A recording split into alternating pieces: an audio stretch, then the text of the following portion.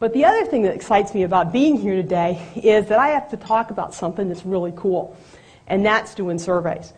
And I want to tell you just a quick little story. I was talking to Mike on Wednesday afternoon. We were actually recording something, and Mike has this great idea. He says, we could do this survey, and we could bring the results in, and we could actually do kind of a real-life scenario and show people how to use a survey to build a product.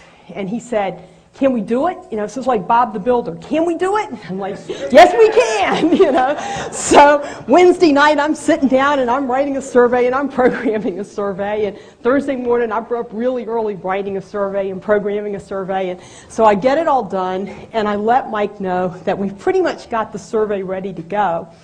And then the rest of the day, I'm on my email like this compulsive little person going, did you look at it yet, Mike? Did you look at it yet, Mike? It's like, and what I'm waiting for is when we actually get that thing out there and we start to get the data, because that's when it gets really cool.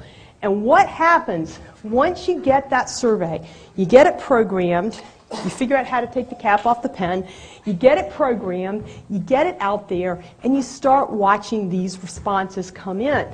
And you have a response here and a response here.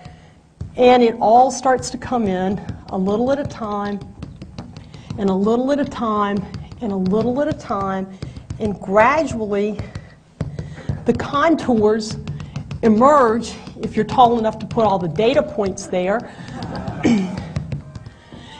And you see what it starts to look like. You start to get an image. You start to get a picture. That's supposed to be a tree. Okay, you start to get a picture. How's that? Is that better? Is that a tree? You start to get a picture of what your target market looks like. All right? You're starting to understand what's going on out there. Mike and Frank talk in the manual. That's a heck of a tree. Mike and Frank talk in the manual about finding the problem, finding the pain in your target market.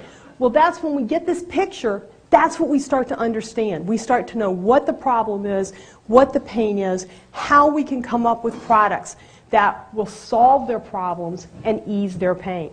Now that's cool enough, but then once we start to create those products, it gets pretty cool because we know where their problems are, we know where their pain lies, we can measure the width of the problem, the depth of the pain. We can create products that go right at it, sell them to a hungry market, and now we've got a money tree. Now we've got something that's really going to be lucrative and that's really going to do well for us.